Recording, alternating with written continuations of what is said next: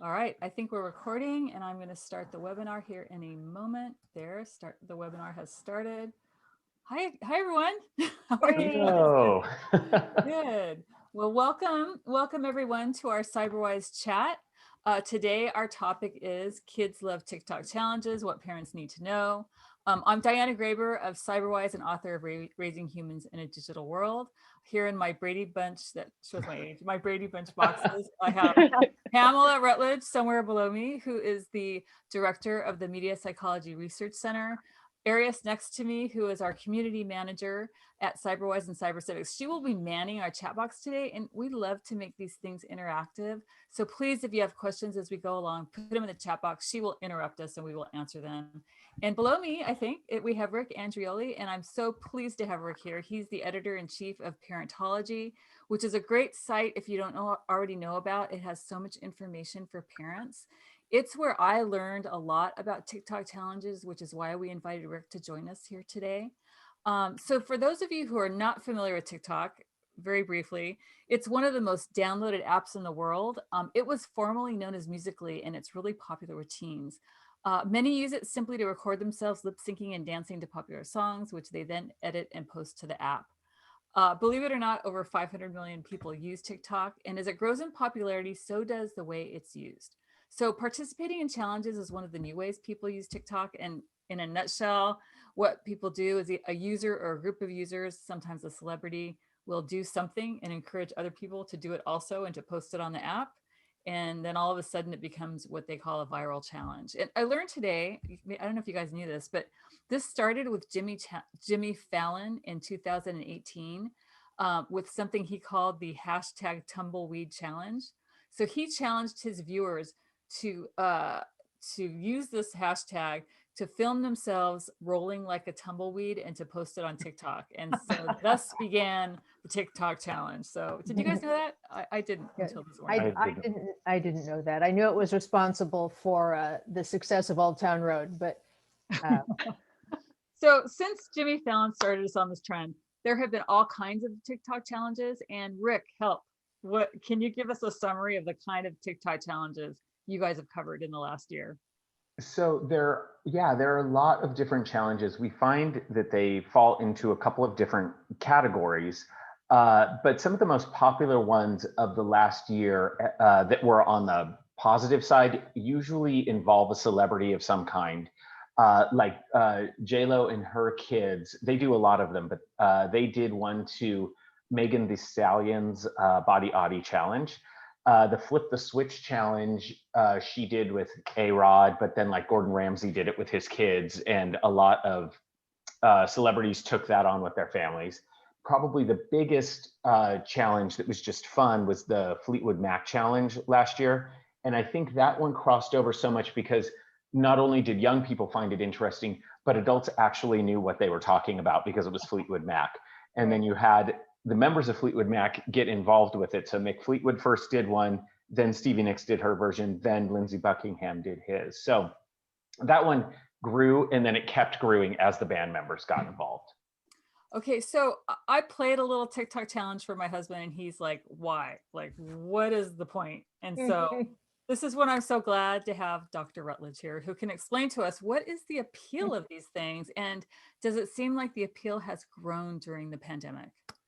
well, certainly with the pandemic, we have a lot more free time. But I think that the important thing to think about with TikTok is that it's participatory. And a lot of people worry about stuff like screen time, but in fact, the impact of technology has to do with how you use it, much more than how much you use it. So this is an app that invites active participation.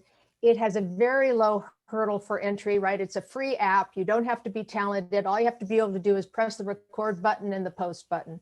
So it's really, open door for everyone, which means you don't have to be part of the in crowd or a celebrity or something to be able to put your video up there. And right now it's very social, and students are starved for social contact. And students are always starved for social contact because it's part of their development to want to connect with other people. But this really opens the door to that. I woke up in the middle of the night like you do. I was thinking about how this allows people to be both like others, right? The same part of the crowd, as well as individual. In other words, it allows them to show something about themselves individual, which fits right into one of those weird psych theories called optimal distinctiveness. But it's really important point in how you navigate your identity. So weird stuff besides, and I know, Rick, you've got some almost hair-raising horror stories about how the challenges have been used, but there's some really powerful and positive things that can happen with this type of interactivity. Yeah. And I'm so glad you brought that up, because I know, what hits the headlines often are the dangerous and scary and our kids died. We all are, I mean, I do that just to get people to read. We all do that, right? But the thing is, there's so many great things happening on TikTok too that we fail to recognize sometimes when we're looking at the dangerous and horrible stuff. So, Rick, you mentioned earlier that these challenges are broken down into categories.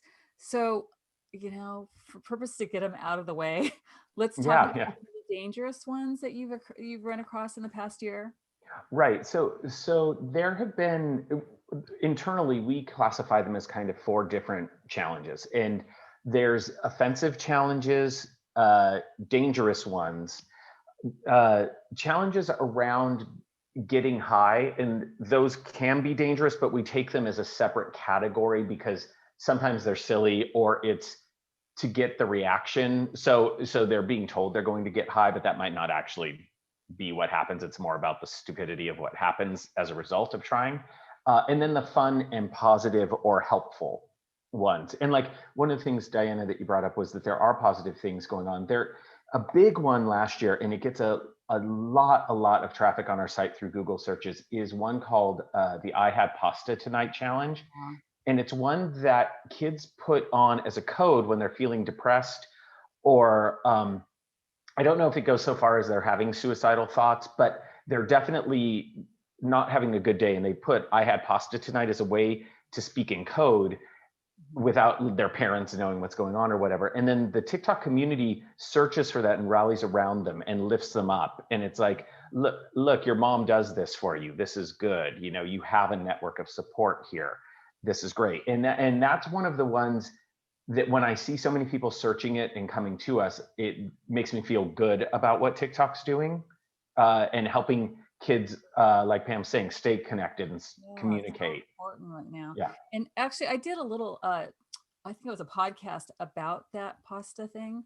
Mm-hmm. It's actually on the CyberWise TikTok hub that maybe Arius could share the URL in the chat box. Mm-hmm. If you want to learn more about that specific thing on TikTok, it's a whole little podcast on that.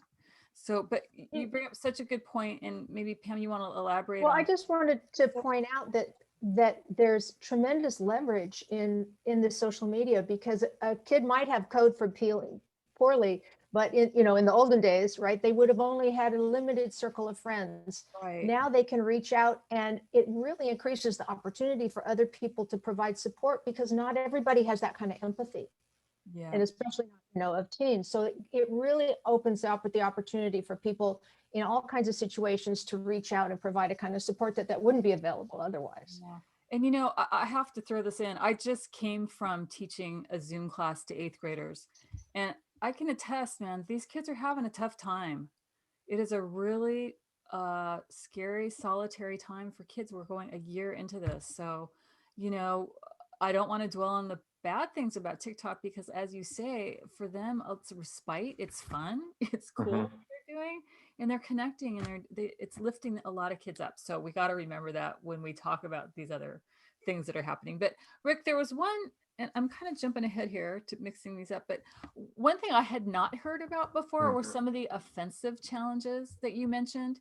And I think those are interesting. Could you explain those to us? Yeah, so there were three last year that we found really troubling the second we saw them, and when we put them on the site, the traffic spiked.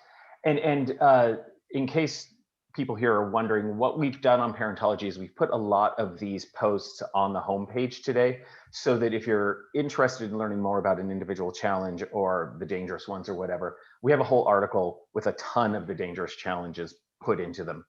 But so some of the ones that I'm talking about are located on the homepage if you go to parentology.com. But the 3 that really stood out in my mind for the dangerous ones was, there was the coronavirus challenge, which was where some influencers got the idea of licking public toilet seats. Now, Why not, right? You know? and they were like, see, it's so clean that I can lick a toilet seat. Now, I don't even know, but and it was the thing about that one that did not catch on, thank you God, was it was influencers trying to push it. And that's where TikTok doesn't always work. When you've got an influencer that's trying to get you to do something, if it doesn't feel organic or authentic, same with any of these challenges, right? People won't glom onto it as easily, right? Also, that's risky. It's risky even if there wasn't coronavirus to be licking a public toilet seat. Let's put that out there, everybody. So there was that one. One of the other ones that was big was the skull breaker challenge, or it was also called the tripping challenge, where say I'm doing this jumping thing and friends are behind me and they try to trip me, right? I equated it to when I was in junior high and a kid would sit and we'd pull the chair out from under them because we thought that was funny and they'd land on their bum. That was kind of thing. But what kids weren't thinking about is, okay, that kid can bang his head into the ground or really get hurt. And in fact, 2 kids, we wrote about it, got arrested for really harming somebody doing that challenge, right? Another one, this is brand new. Well, it's brand new, it's within this year. There's the sexy silhouette challenge. And this is one that seems like it's not going to be a big deal, right? Kids take a Snapchat filter to do a filter over their body and they do like a sexy pose or a sexy dance. They post it onto TikTok. Well, a young woman photographer started posting on TikTok that a photographer can strip away that filter from you if they get a hold of your video. So you're in there thinking you're being private or sexy or whatever, wearing your undergarments, and suddenly there's no filter. And now everybody's got this photo of you or video of you that they can send around. It's that whole thing of, sexting or sending. Yeah. So thank you. I just realized that I need to update the sexting lesson in cyber civics now with a new development. So thank you for that. Well, there's the thing too. I think that kids also, they don't think about the ramifications longer term, like, oh, when you go for a job, right? And if I Google your name, there's suddenly these photos of you or this thing coming up, right? And then you've got that false sense of security of, well, they can't see my face. There's a filter over it. But this is technology, you guys. We've all got green screens behind us showing this wall. And if you take it down, there's reality. And that's kind of the metaphor for what can happen here. Yeah. So the long-term thinking, Pam, you want to take a crack at that? Because that is what I think a lot of parents and teachers forget about, is what is happening up here. We look at these challenges and we go, that is so stupid. Why would we do that? But yeah, well, the one thing I want to say about that I think people, that struck me when I first saw that, and I didn't know about the filter thing, so that's wonderful information, is that those kinds of things really emphasize body image, which not everyone has that level of vulnerability, but for those who do, that becomes a real sticking point. And so it's really important, I think, when parents talk with their kids, is talk to them about how other things can reflect back on how you feel about yourself, so that they have some skills to deal with that. Because when I saw the one I saw, Rick, was quite a young girl then who went, there I am in real life, with my clothes on, my sweats, and then now here I am leaning against the door, looking like, I'm one of those bumper stickers, trucks. And, I just thought, what a terrible message that's sending about our inner self in a kind of metaphorical way. Yeah. So I want to check in with Arius because I see some red things in the chat box. Are there questions or comments that you want to bring out? Oh, you're muted, Arius. We're very lucky because we have Darren Lohr from the White Hatter team. So he's offering his input. But he wanted to remind us of the drop kick challenge was a really brutal challenge. But he was also saying in his work, what he's noticed is, kids that are kind of outliers in their communities are finding amazing support within TikTok. And he's also seen that many of the apps are now adopting similar features because he feels like it plays to kids' curiosity and playfulness and creativity. So he's loving that we're, touching on those points. but Great. Well, yeah. that's a great segue. Thank you, Arius. But that's a great segue to you, Rick. What are some of the most playful, fun ones that you've seen in the last year? So the most playful, fun ones would be the ones, I think the ones that I mentioned earlier, the ones with the flip the switch challenge. There was one that, it also depends on how the other person reacts to it, but there's the fake influencer challenge where, so I don't know, this seems, Pam, really meta, but like I sit there in the room and I'm acting like, okay, so I'm filming you watching me and I'm talking into the phone as though I am an influencer and I've got followers. Oh, And, but really what I'm doing is my camera's here and I'm filming you and to get your reaction. And then that's what I post. But that one went over really well. oh. Or, Okay, I'm going to interrupt you for just a yeah. second because I think that's what a lot of adults don't get about TikTok, and I find really interesting is because, this idea of being an influencer. And I think kids see TikTok as a place where maybe they can achieve that, which I think is so interesting to want to be this sort of mini celebrity type of thing. Like, what can you give us some context for that, Pam? Well, I mean, humans are social beings, right? We want validation from others, and that's not a shortcoming. It's how we navigate, our social environment. I like that you guys like me. Do you know what I mean? In other words, I like getting positive feedback. Everyone does. But it's very easy to mistake a click or a like or a thumbs up as something that is really reflective of your value. But what's all over the news? So and so makes, $20 billion a year on endorsements because she can lip sync. And it really sends a terrible message to kids. There was a survey a year ago. 53% of the kids in this UK survey wanted to either be a YouTube star or a social media influencer. It was ahead of doctors, lawyers, and Indian chiefs. I mean, it was unbelievable. The price of entry is so low on these apps to be anyone can produce, create, be a presenter, entertainer. So it's really changed the game as far as that's concerned. The other thing I want to ask you about, Rick, and you mentioned this earlier, and it's one that I found really disturbing, was the George Floyd challenge. Yeah, yes. And we put that back up on the homepage this morning.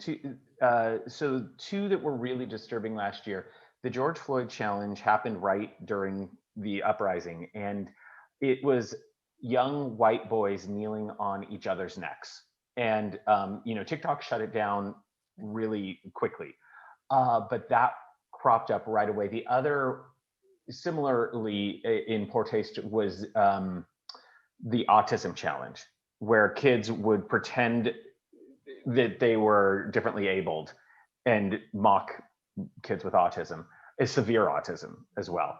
But yeah, the George Floyd challenge was the one that really set off TikTok, and our contact at TikTok, was very quick to say we're doing everything we can to shut it down right away. Yeah. So I want to take a breath here, because at the end, and I forgot to mention this earlier, we're going to give you takeaway tips to protect your kids on this specific app. But I want to stop here because this is so important, and it's really disturbing to me, these offensive ones, and kids jump in. And what would a parent do if you found that your child was participating in an offensive thing like the George Floyd challenge or the autism challenge? I mean, it makes me so sad because that's really cyberbullying, right? It is. What would you do? How would you address that, Pam?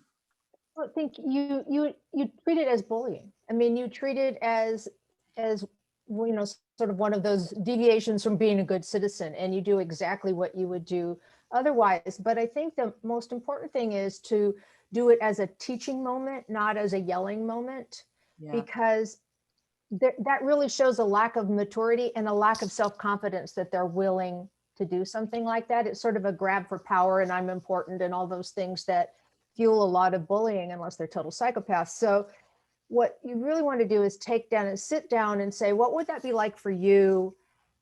What does, what's society like if this is okay? And all the questions that you spend time, Diana, I mean, you're better equipped than I am here.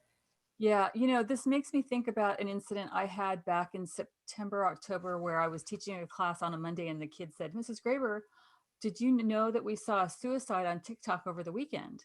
And I was blown away. So I researched it, and a guy blew out his brains on TikTok. A lot of kids saw it. Half of my class saw it. We talked about it.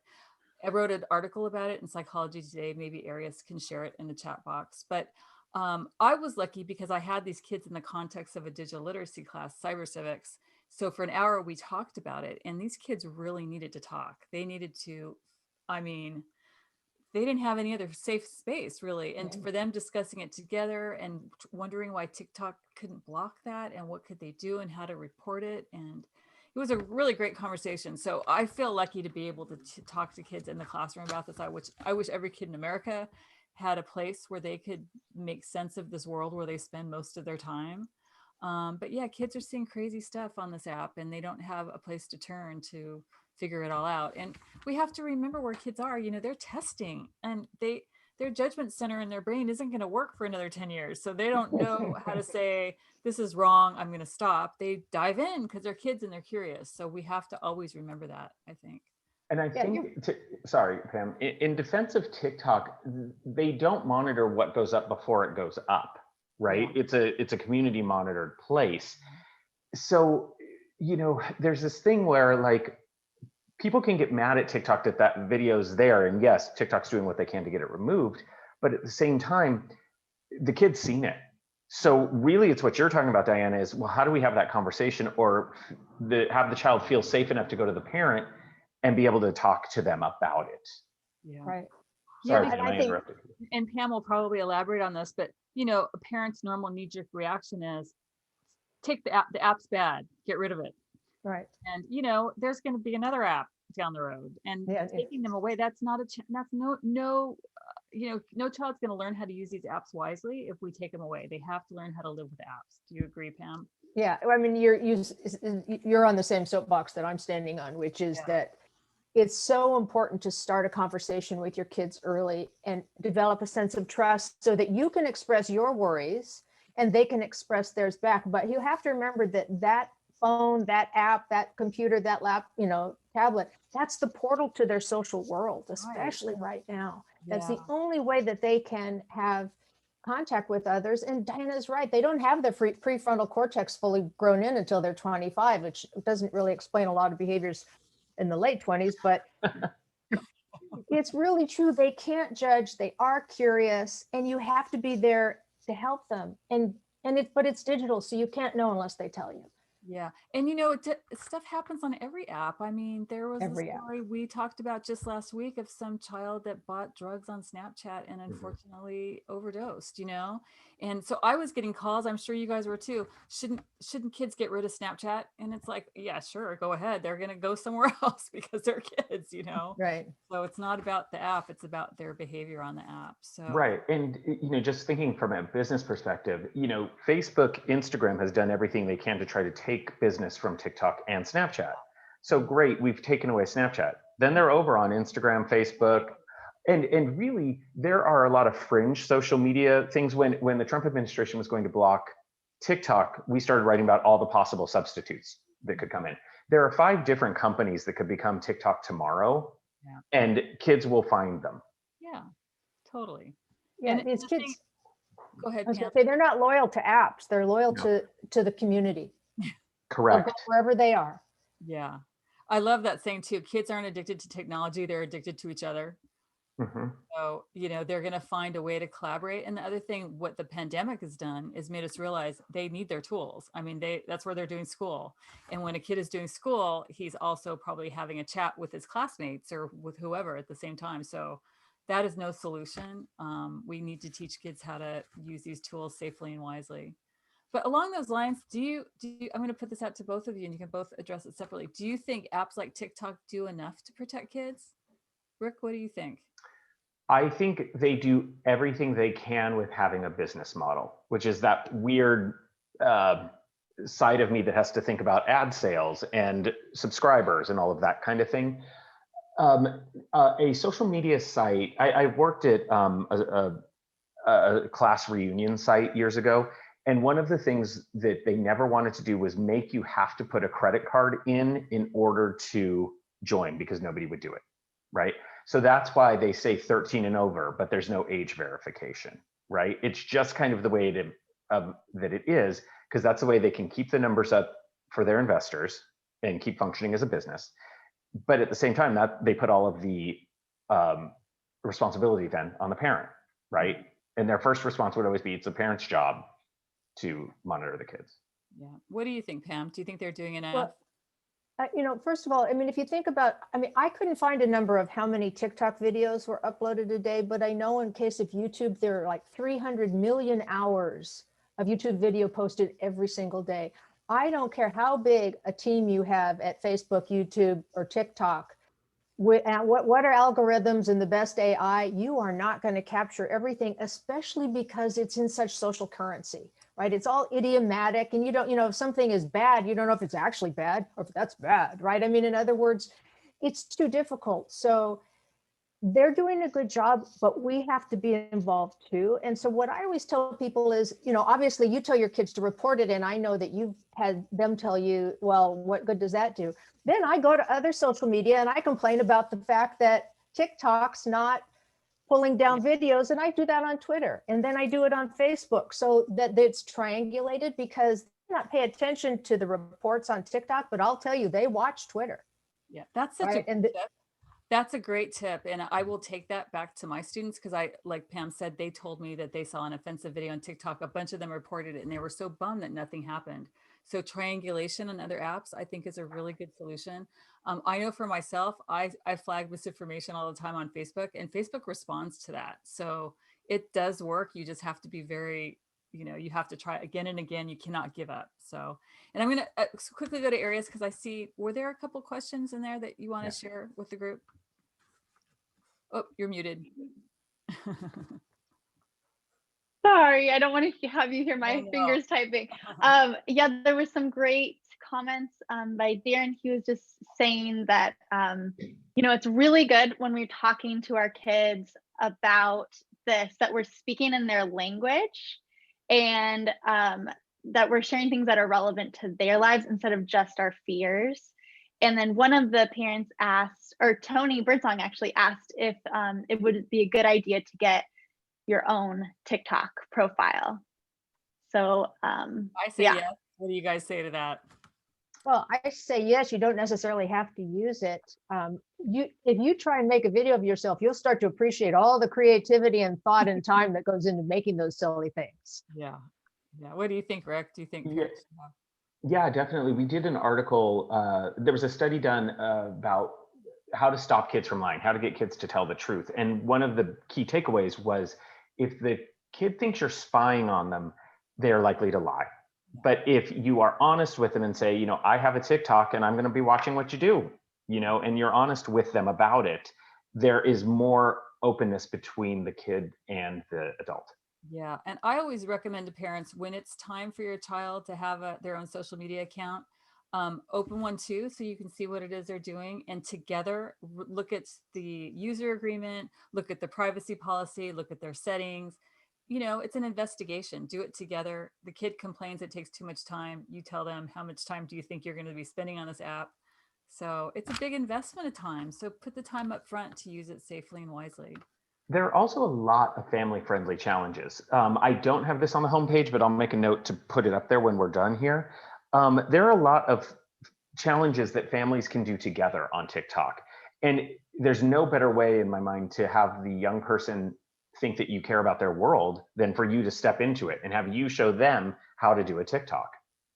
Or them show you. Sorry, them show you how to, yes. Kids love being smarter than their parents. Yeah. Right? I think my daughters would have died, or they still would die, if I ever tried to do anything. I can barely take their picture and send it to grandma. So remember, every child's different. So, all right. What I wanted to do is really have some takeaways for people here, and we're going to share this afterwards on our website, on our Cyberwide chat URL. And I'm sure Rick will be sharing this also, and Pam. But I wanted to give some tangible takeaways on how to use specifically this app safely. So I'm going to quickly dive in with 3 that I wrote down. Number 1, be respectful of age limits. There's a lot of misinformation and also inappropriate content that kids under 13 just aren't ready for. Number 2, they have great settings on TikTok, which we can talk more about in a minute, but their family sharing or pairing is really easy to use on TikTok, and it allows you to pair a parent to pair their account with their child so that they can, restrict things and make, limits and all that. But I will say that my number 3 tip is even better than that one. And that's to educate your kids to use this filter that they keep between their ears, because I've never met a teen that can't get around any settings that you put on an app. So talk about it, tell them how it impacts their digital reputation, etc. is super important. So I know Pam has similar takeaways, but she's You're got right. Mine are more generic. So, my first one, stay calm, don't freak out, because you really need to be able to listen.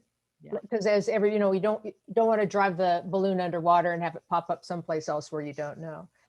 The second one is, be curious, get smart, find out what they like about it. As Diana says, find out all the things that are going on with that app so you know how to use it. That's the best reason to have your own account, so you can play around a little bit and peek around the privacy settings. And then the third one is to connect, talk early, talk often, establish that bridge so that you can do that important thing, which is help them think critically, because you aren't going to be there. They have to make choices, and you need to arm them with the best skill ever. Well said. So true. So Rick, what would be your 3 takeaways that we haven't covered or that you want to elaborate on? Just TikTok just released their new parental controls. That's the word. That updated things that really help with underage kids. If the kid is 13 or over, can the child get private messages or not? They can't, unless you deliberately turn it on. They can't get contacted by people. There's a lot of good things that they put in there. One of the statistics that we found was that 41% of TikTok users are between 16 and 24 years old, but it's estimated that a third of TikTok users may be 14 and under. And that's where you run into some of these challenges where there are where there's a real negative, like where a child dies or something, because they're doing a challenge in private. A lot of these challenges are done with friends where there's somebody kind of like watching out. So if you bang yourself, there's help there. So it's about that kind of thing of making sure that if your child is under 13, that they're not on the service, and going with that, Diana, you guys have that contract that you put out for parents and child with a phone or with social media use and that kind of thing. I think that's really an important thing, because if you are deciding to give your child a phone at 13 or under, there's a whole big conversation that needs to be had about that. Right, exactly. And I think Aris will probably share that URL too, because that tech agreement, you can do it separately for every app and really have agreements with your child. And Rick, when you talked about the underage kids, I mentioned this in the post I wrote last week about that young girl in Italy. What was she, 10? And she did that challenge where the kids were asphyxiating themselves and she died. And that was the first thing I thought, is like, what the heck is a 10-year-old doing alone on TikTok? I mean, come on, So that would be such an easy solution to solve a lot of these problems, is really respect those age limits, because those young kids, they just don't have that filter. They can't figure this all out yet. And they're just not ready for some of this stuff. Do you know, well, I'm going to quickly talk a little bit more about family pairing. Rick, it sounds like you know a lot about it, but have you guys done an article on that yet? Yeah, so we did a whole post on family pairing. I didn't put it in a doc for Aris, but I can do it. Okay, perfect. And just for anyone listening, it's really easy to use. You go to your profile page, you tap on the 3 dots in the upper right-hand corner, then you tap on digital well-being, and then you tap on family pairing. And it's so easy. It literally walks you through how to pair your account with your child's and lets you get to all those settings we talked about. So urge you to try that out. And when your kid disables it, come to us for cyber civics in the classroom, and we'll teach them how to take care of themselves in the classroom. Because any parental control is only as good as the kid is willing to keep it on his phone or her phone. So any last words on safety or just this app in general, Pam?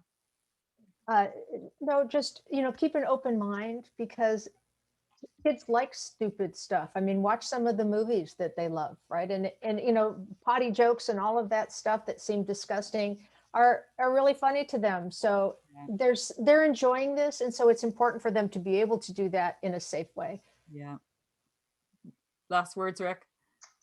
Sorry, I'm that kid who's thinking he can multitask, and He's as your Pam has URL. told me, you can't do that. You can't do that. I was trying to get the family pairing up on the homepage. No, it's Yeah, I'm really impressed. That's pretty good. I know, right? for everything. It really comes down to conversation and communication. Everything at the end of the day, everything we have written about parental controls, whatever it is, whether it's an iPhones or Facebook or Snapchat, Yeah. everything the experts always say is the parent has to be able to talk to the kid, and that goes for creepers, right? Because that's the big one parents worry about is creepers online. Well, if you and your child have a open communication about what's appropriate, what's not appropriate, those kinds of things, the child will go to you immediately when something wrong happens. Yeah. They're smart. They know what's right and wrong when it comes to those Totally. things. Yeah. It's almost like to give them tactics, you know, that they know that they can come to you if these things happen. They can report it to the app if these things happen. They can look out for their friends and talk to their friends. Like just give them steps. And you can do that by using our tech agreement. You can use that just by simply talking to your kids and laying out like here are the parameters when you use these apps. It's pretty easy, but I would say, and I'm pretty sure you guys would agree, like to leave kids alone with their devices is not the solution. It's a big, huge world out there. There's a lot of stuff to decipher through. So I know I need to talk to adults with things I run across online, and that helps quite a bit. So one last check with you, Arius. Were there any questions that we didn't address? I think you got it all. Darren's suggestion is waiting till 16 unless those parental controls are in there. But again, reiterating, like you have those conversations. And then just another panelist touched on, that the companies really aren't, she doesn't believe the companies are really doing all they could to protect people from the porn industry. And I know that you guys touched on that as well.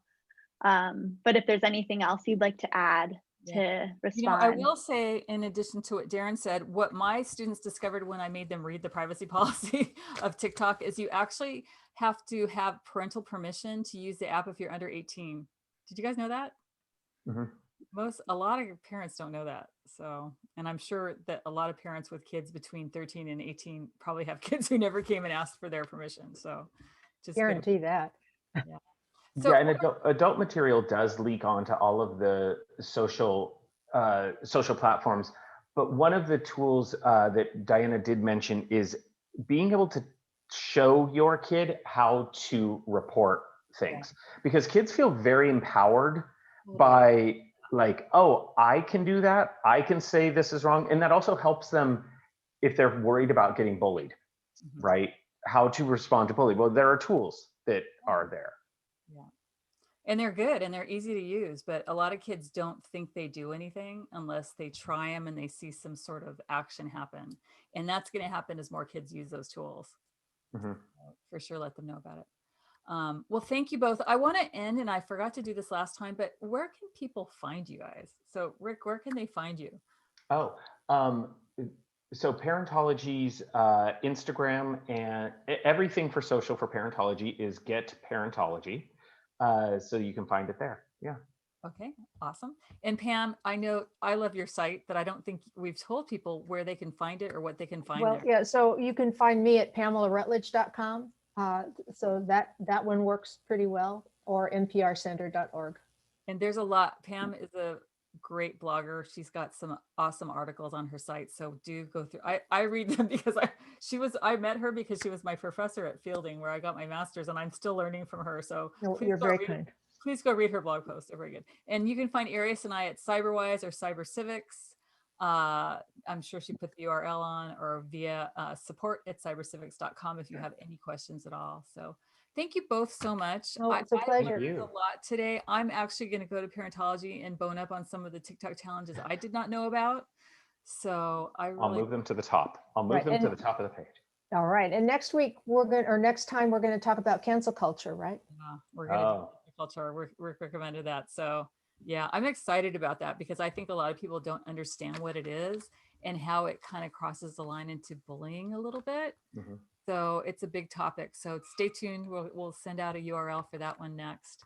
And Rick, thank you so much for being our guest. We really appreciate it. Thanks, you guys, for having me. I appreciate it. Yeah, and I thank you. appreciate what you guys are doing. You know, every little bit. Sometimes parents don't have time to read, so if they have time to listen in the car, I think it's a great way to get tidbits of information. So we'll have this posted everywhere. So stay tuned, check our websites, and you'll have video replay. Perfect. Thanks, guys. Have a wonderful day. You too. Thanks. You Take too. care. Bye. Bye-bye.